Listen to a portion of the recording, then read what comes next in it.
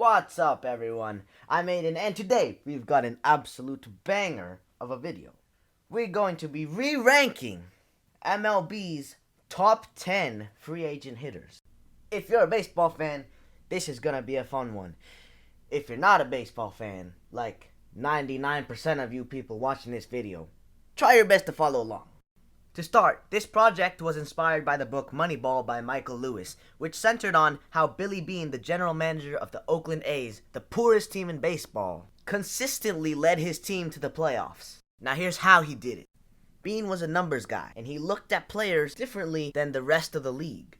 While most of the teams wanted guys who could hit, all Billy Beane wanted was guys who could get on base consistently and often. He didn't care if you got on base by hitting or by drawing walks.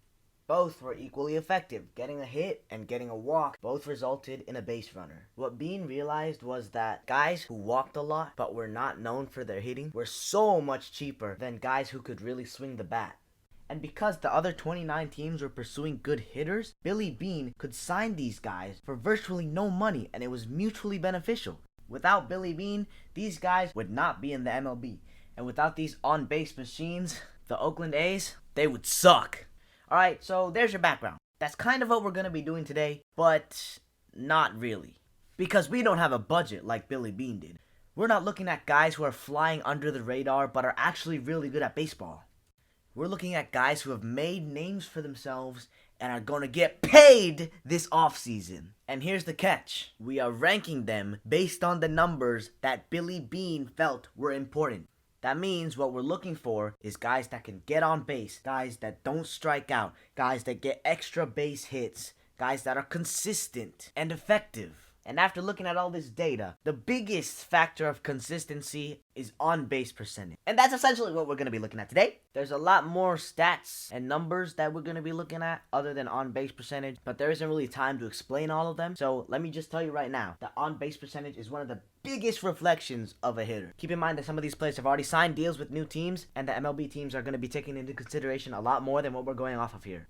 Last thing. I made a sheet with all the players' stats of the 21 season, and we'll be looking at that a lot. Dark means high, light means low. You'll see what I mean. Now finally, let's go. Here's MLB's list of top 10 free agent hitters. Number 1, Carlos Correa. Number 2, Corey Seager. Number 3, Kris Bryant. Number 4, Trevor Story. Number 5, Marcus Semien. Number 6, Javier Baez. Number 7, Freddie Freeman. Number 8, Starling Marte. Number 9, Nicholas Castellanos. Number 10, Kyle Schwarber. And now here's my ranking. Let's go from 10 to 1. I'll go a little bit deeper this time, and I'll talk a little bit more about why I ranked them there and their stats from the 2021 season. Number 10, Javier Baez. He swings at everything. He'll run into one every once in a while, but most of the time he just looks like an idiot. The Tigers just signed him to a 6-year deal worth like $140 million, but his on-base percentage is basically league average, and a league average player should not be getting paid that much. He strikes out a ton, and he never walks. What I mean by he never walks is he had more homers than walks in 2021. Overrated. Number 9, Trevor Story. He had a down year by his standards, posting unspectacular but respectable numbers in all categories. I don't think he'll ever be as good as advertised, but he has the tools to prove me wrong. Number 8, Kris Bryant. I mean, he's good, but he shouldn't be talked among the best players in the MLB, because he's not. Since his MVP season in 2016, he's been above average in most categories, but he hasn't really clicked, and I don't think he will. He'll be productive with whatever team he goes to, and it's likely that he signs a 9-figure deal somewhere. I just think that's a little bit too much. Number 7, Marcus Semien. He was deservedly an MVP finalist in 2021, but his on-base percentage was 30 points lower than any of the other MVP finalists. That kind of tells you what you need to know about Semien. Out of 132 qualified hitters in the MLB, Semien ranked 66th in walk rate. Quite literally, he's middle of the pack in terms of plate discipline, which is what Billy Beane was all about, in case you haven't noticed. Number 6, Starling Marte. Marte had an unusually high on-base percentage by his standards in 2021, which was caused by his hitting, which is consistently good, walking just enough, and getting hit by a pitch 13 times, which was tied for 17th in the MLB. He recently signed a nice deal with the Mets, which I think is a pretty fair deal, but in the years to come, his on-base percentage is not gonna be as high as it was in 2021. Number 5, Nick Castellanos. Honestly, his numbers in Billy Beane's department don't quite reflect how good of a hitter he really is, and that's why I'm ranking him here, even though he doesn't really walk a lot. Although, that makes him a bad investment, doesn't it? Anyway, he still has a really good on-base percentage, and hopefully he signs a deal with a team that needs offense because his defense is terrible. Number 4, Kyle Schwarber. Did that scare you? Because that's what Schwarber does to pitchers. He's got a really high walk rate, high on-base percentage, and sees more pitches than almost anyone in the MLB. Although he does have a pretty high strikeout rate and plays really sad defense. But, like the great Billy Beane said, his offense makes up for it. Plus, he sang choir in high school, so that automatically makes him cool, right? Number 3,